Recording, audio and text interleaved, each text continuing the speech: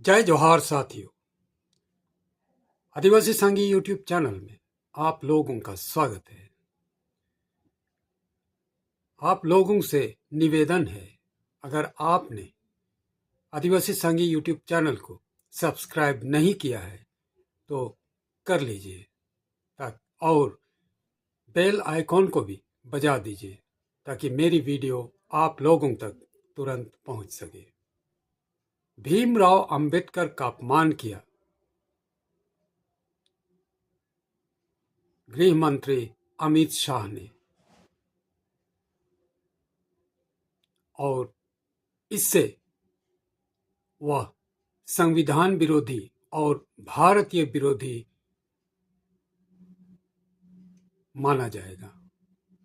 अभी एक फैशन हो गया है, अंबेडकर अंबेडकर अंबेडकर अंबेडकर अंबेडकर अंबेडकर। इतना नाम अगर भगवान का लेते तो 7 जन्मों तक स्वर्ग मिल जाता। भारत के संविधान में हर भारतीय नागरिक को समान अधिकार दिए गए हैं। हर जाति को एक समान देखने का और जीने का अधिकार है। इसीलिए भारत के दलित और आदिवासियों को भी ये अधिकार प्राप्त है और ब्राह्मण तथा बनिया या ठाकुर लोगों को भी यह अधिकार प्राप्त है। दलित और आदिवासी से ब्राह्मण, बनिया या ठाकुर ऊंचे नहीं हो सकते और ना ही आदिवासी दलित उनसे छोटे या नीचे।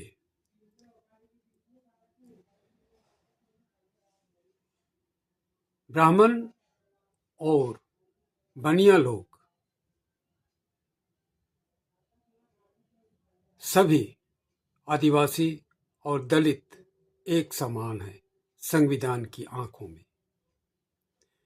पर भारत के ब्राह्मण, बनिया और ठाकुर अपने आप को सबसे ऊपर मानते आ रहे हैं। तथाकथित ऊंची जातियां अपने को दलित, आदिवासी और पिछड़े वर्ग को नीच समझते हैं। उनके दिल और दिमाग में यह विचार हमेशा बना रहता है कि दलित और आदिवासी और पिछड़ा वर्ग उनसे नीचे वर्ग के हैं और उनको कभी कहीं भी अपमान करने को नहीं चूकते। ये ब्राह्मण, बनिया और ठाकुर लोग, उनके दिल दिमाग में खुद को ऊंचा दिखाने का बदचलन भरा पड़ा है। इसीलिए भारत बीजेपी के केंद्र सरकार के गृह मंत्री अमित शाह ने भी देश के संविधान निर्माता भीमराव अंबेडकर को अपमान करने से नहीं चूका। गृह मंत्री अमित शाह ने भरे सदन में, लोकसभा में, संविधान निर्माता भीमराव अंबेडकर का अपमान किया। वह जानबूझकर और पूरे सोच समझकर ही अंबेडकर का अपमान किया है। यही सोच विचार हर ब्राह्मण, बनिया और ठाकुरों के दिल दिमाग में भरा पड़ा है। इस घटना से यह साबित होता है ये ब्राह्मण, बनिया, दलित, आदिवासी और पिछड़ों को अपने समान नहीं मानते हैं और ना ही वे दलित, आदिवासी और पिछड़ों को यह अधिकार देना चाहते हैं। वे नहीं चाहते हैं। बाबा साहेब आम्बेडकर एक उदार विचारक होते हुए भी गृह मंत्री के मन में उनके लिए महान विचारक का तौर पर सम्मान नहीं था। बाबा साहेब आम्बेडकर जिसने संविधान को लिखा और उस संविधान में हर एक जाति समुदाय को, हर एक व्यक्ति को समान अधिकार प्राप्त किया है, देने का अधिकार जो मिला हुआ है, उसको वह सबको एक समान अधिकार दिया हुआ है। गृह मंत्री अमित शाह अंबेडकर को अपमान करने का यह बयान से पूरे लोकसभा के सदन में हलबली मच गई है और संविधान को रक्षा करने की बात रखने वाले इंडिया गठबंधन कांग्रेस पार्टी उनका पूरा विरोध करने लगा है। संसद भवन में कांग्रेस ने विरोध करने के लिए जमा हो गए। केंद्रीय गृह मंत्री अमित शाह के द्वारा संविधान निर्माता भीमराव अंबेडकर को अपमान करने पर कांग्रेस पार्टी ने कड़ी निंदा की है और अमित शाह से माफी मांगने के लिए कहा है।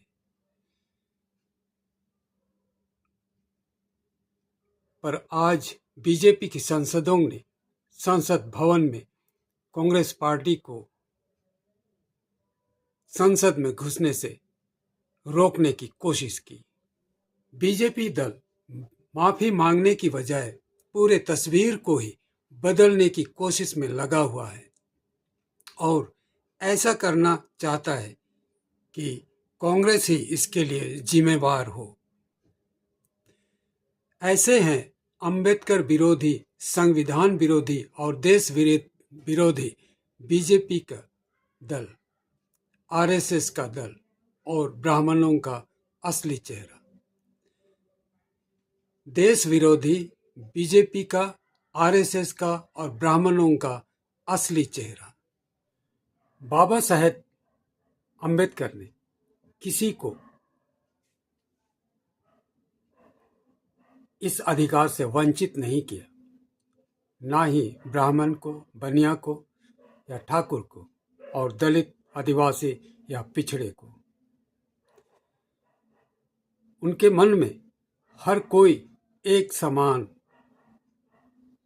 नागरिक है और इसलिए गृह मंत्री अमित शाह उन्हें आदर सम्मान से पेश आना चाहिए था। लेकिन अमित शाह ने संविधान निर्माता बाबा साहेब अंबेडकर का अपमान कर दिया।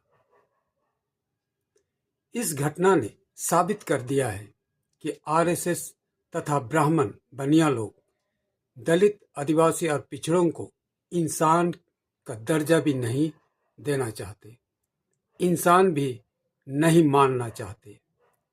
ऐसे लोग भारत के शुभ चिंतक नहीं हो सकते। इसका मतलब बीजेपी पार्टी और बीजेपी के समर्थक भारत विरोधी हैं। जो अंबेडकर विरोधी हैं वह संविधान विरोधी है और जो संविधान विरोधी है वे भारत विरोधी है। यह बात स्पष्ट तौर पर कहा जा सकता है और गृह मंत्री अमित शाह को भी कहा जा सकता है कि वह भारत विरोधी है, क्योंकि वह संविधान विरोधी भी है और बाबा साहेब अंबेडकर के विरोधी भी है। संविधान विरोध करने के इस प्रक्रिया को हमें अच्छी तरह मालूम होना चाहिए।